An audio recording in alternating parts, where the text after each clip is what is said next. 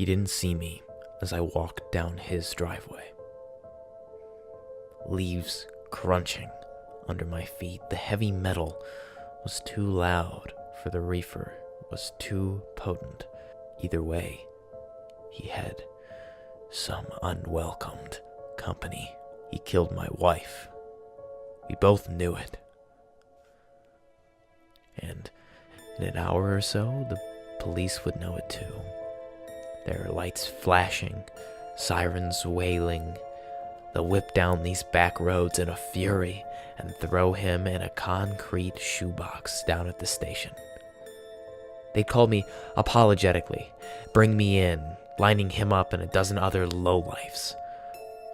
In a year, there'd be a hearing, and Channel 6 will do a special after special on until the next catastrophe happens.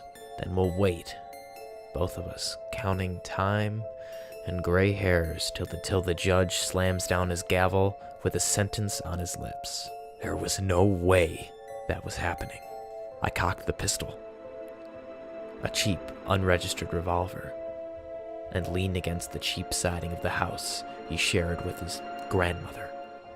A sad little thing huffing oxygen in her bedroom, the COPD withering her lungs into raisins.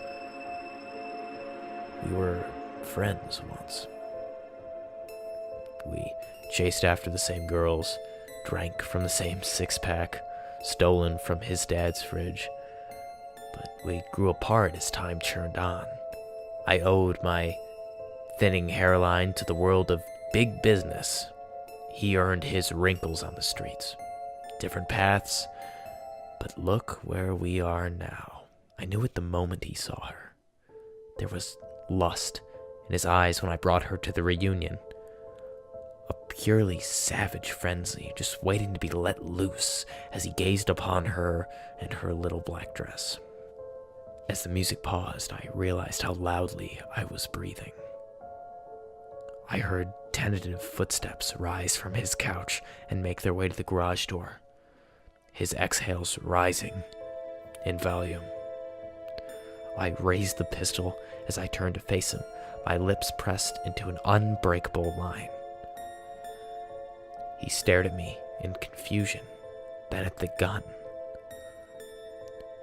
Realization washed over him as he raised his hands, terror springing to life beyond stoned eyes. Paul? What the fuck? I only had one question I needed answered. Only one. Did you make her suffer? He swallowed hard and eyed the gun, every fiber of his being itching to run. Yes. That's what you told me to do. I nodded and pulled the trigger.